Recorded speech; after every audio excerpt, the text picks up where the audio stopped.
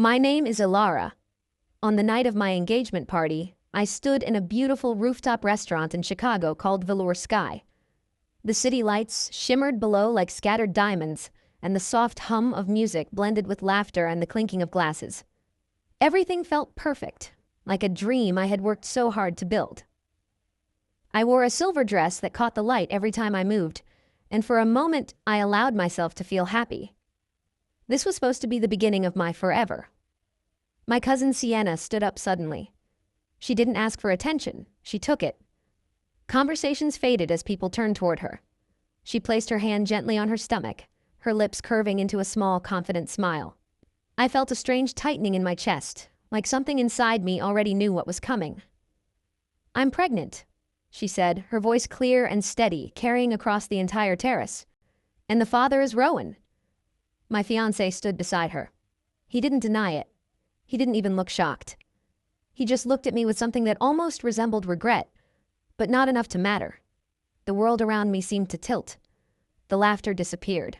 The music faded. All I could hear was the slow pounding of my own heart. I wanted to scream. I wanted to throw the glass in my hand, to shatter something, anything, just to match the way I felt inside. But I didn't. I sat there, my fingers lightly tracing the stem of my glass, my expression calm. Everyone was watching me, waiting for me to fall apart. But I didn't. Because in that moment, something inside me didn't break. It sharpened. I remembered my childhood in a small apartment above my parents' grocery store. Life had never been easy. My parents worked long hours, and I learned early how to take care of things. I paid bills when they forgot, helped with inventory, made sure everything stayed together. People always called me responsible. They said it like it was something to admire, but it always felt like a weight I couldn't put down. Sienna was different. She was bright, effortless, the kind of person who never had to try to be noticed. She got the attention, the compliments, the opportunities. I got the expectations. Still, I loved her. I believed that was just how things were meant to be. One of us stable, the other shining. Then I met Rowan. He was charming, confident, the kind that made you feel like you were the only person in the room when he spoke to you. When he looked at me, I felt seen in a way I never had before.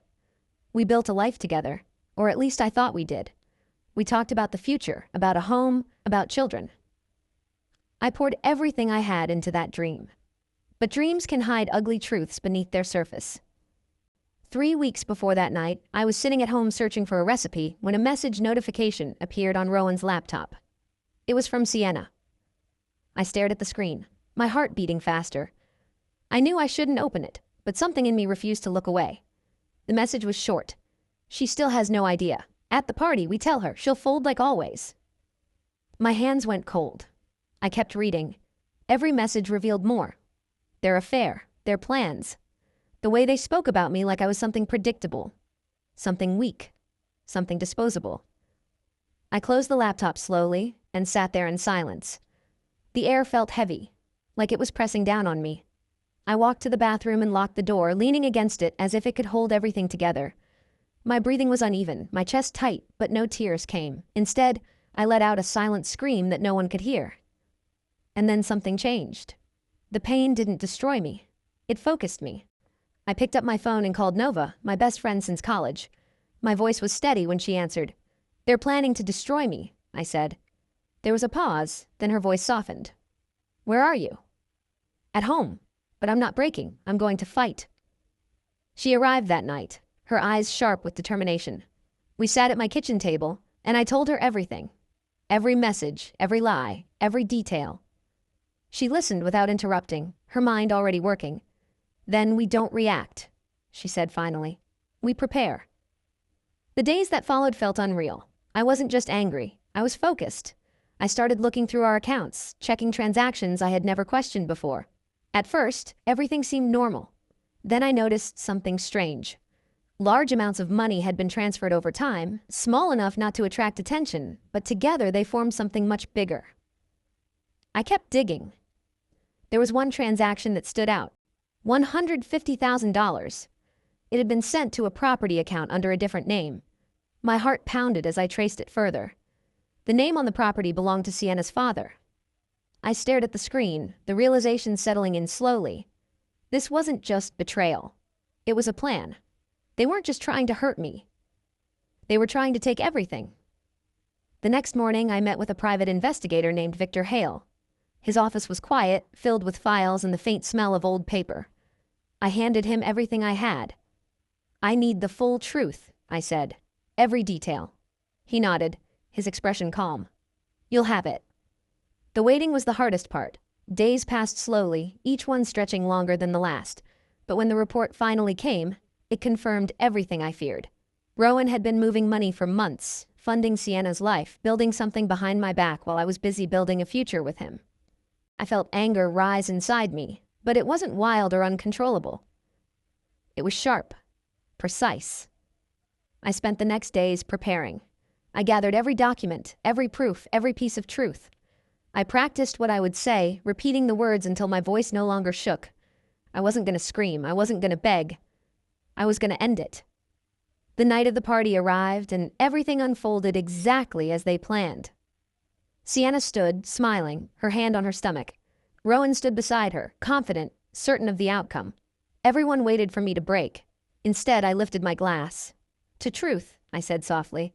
The room grew quiet. I reached into my purse and pulled out a folder, placing it in front of Rowan. His expression changed as he opened it, his confidence slipping for the first time. "What is this?" he asked. "The truth," I replied. His face went pale as he flipped through the pages. Sienna stepped closer, her smile fading.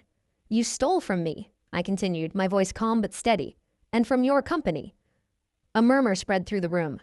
"I already sent everything," I added, "to your firm." The silence that followed was suffocating. Then everything fell apart. Rowan stood abruptly, his voice rising, but it didn't matter anymore. People were watching him now, not me.